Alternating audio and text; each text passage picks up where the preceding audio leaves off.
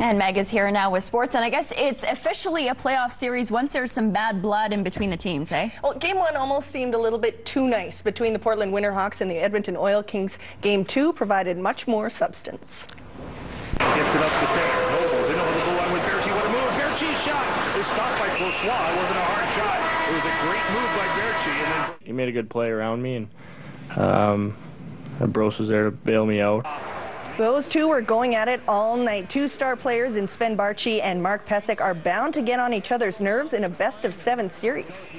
Our guys got a little bit caught up in the chirping between the benches, and we kind of lost our focus a little bit. I think everybody's trying to get under each other's skin, and just some chirps here and there. We were worried too much about that and not so much worried about playing hockey. Must have made for an interesting charter this morning. Both teams are on the same plane to Portland for Game 3 Sunday. Darcy Seaton will be there covering Games 3 and 4. Canada facing the U.S. in the World Hockey Championship. The States haven't beaten Canada in this tourney since 2001. Midway through the first, already 1-0 U.S. Duncan Keith is stopped, but John Tavares puts the rebound away, tie game. Now in the second, Jay Bouwmeester long stretch pass to Tavares. He drops it back for Jeff Skinner. Canada goes up 2-1. A few minutes later, Andrew Ladd trips up Bobby Ryan. U.S. on the power play. Here's Pacioretty, can't take a shot. There's a shot from Johnson, scores. Tied at 2 in the third, Canada now with a man advantage. Ryan Nugent-Hopkins with a weak pass attempt, knocked down by Patrick Dwyer. The U.S. breakout, battle behind the net. Not the best moment for the Nuge. U.S. up 3-2. Evander Kane with even it out, now under 4 to go. Dwyer's shot knocked down, and Nate Thompson slips one past Cam Ward, 4-3 U.S. Under 2 to go in regulation, U.S. fail a clearing attempt, and Duncan Keith ties it again. We need extra time. Canada takes a delay of game penalty, U.S. on the power play. Jack Johnson shoots through traffic, and he beats Ward. His second of the game wins it. 5-4 final. Canada faces France next on Monday morning.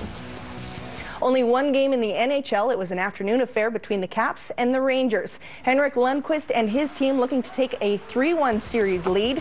First period, no score. Caps have the man advantage. Brooke Lyke fires it on net. Lundqvist is quick with a big glove. Loose puck along the boards. Bounces out to the slumping captain, Alexander Ovechkin. He finds the back of the net, and the Caps go up 1-0. Second period now. Same score. Brian Boyle will shoot, and Artem Anisimov with the dirty goal. Rangers tie at 1 each. Later in the period, Nicholas Backstrom takes the hit beautifully in the corner, and then he hauls it over the net. Jason Chimera finds him. Washington goes up 2-1. Rangers would even things up. Another possible overtime. 5 minutes until the extra frame. Mike Green takes the pass, fires, scores. He gets 5-hole on Lundqvist. Caps tie the series at 2. Well, the playoffs begin in minutes for the Edmonton Rush. They're in Calgary tonight to face the #1 seeded Roughnecks. And the Rush know they've got their work cut out for them. They haven't beat Calgary in the regular season in the past 2 years, but they do hold the lone playoff win against them in the 2010 division semifinal. So how are they going to do it? Well, they'll have to bring it in the fourth quarter. Scott Ranger is able to give the goals for and against with Calgary.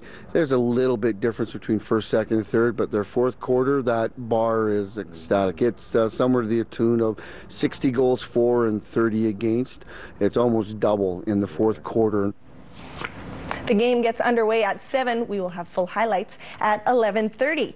Women's tackle football is getting bigger across Alberta. The Edmonton Storm welcomed 3 teams from the Western Women's Canadian Football League to kick off the league's second season.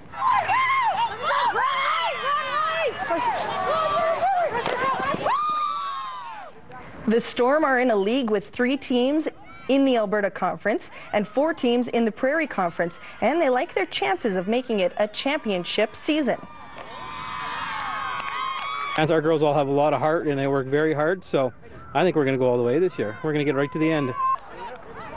Along with heart and hard work, these ladies are also tough. This is full contact football, and they know what it's like to take a hit. I got hit pretty hard and heard the huge pop that the pads make and hit the ground, and I got back up and I was like, that was pretty awesome. I don't feel a thing. I'm like, okay, I can do this. In the league's inaugural season, the Saskatoon Valkyries took home the top prize. The WWCFL is hoping to have 3 new teams join for the start of the 2013 season. The Storm play their first regular season game next weekend at home against the Calgary Rage. The Edmonton Energy play host to the New Jersey G-Force again tonight at the Saville Centre. They pulled out a 98-90 victory on the G-Force last night to give themselves a 3-0 record on the season. Tip-off is at 7:30. We'll have your highlights at 11:30. Well, the Thoroughbreds are back at Northlands Park. They started racing last night, and the marquee event went today. Bring out the big hats for the 138th Run for the Roses. All in line and ready for the start. They're off in the Kentucky Derby. Bodie Meister on the lead as they round the far turn. Trineberg is second. Hansen is third. I'll have another. Creative Cause moves up on the far outside. But it's Bodie Meister at the top of the stretch. And Bodie Meister's got a 5-length lead. I'll have another on the outside. Now has moved into second. And then down toward the outside, Creative Cause. Bodie Meister holding on to the lead. I'll have another. On the outside is closing in. I'll have another. Collars, Bodie Meister. Dullahan on the far outside. Here's the wire.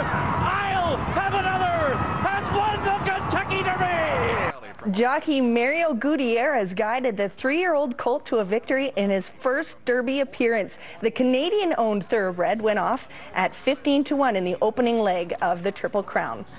And time for an Olympic alert. Megan Benfedo and Rosaline Fillion won gold in the Women's Open Platform Synchro Finals at the Canada Cup Grand Prix diving competition in Montreal.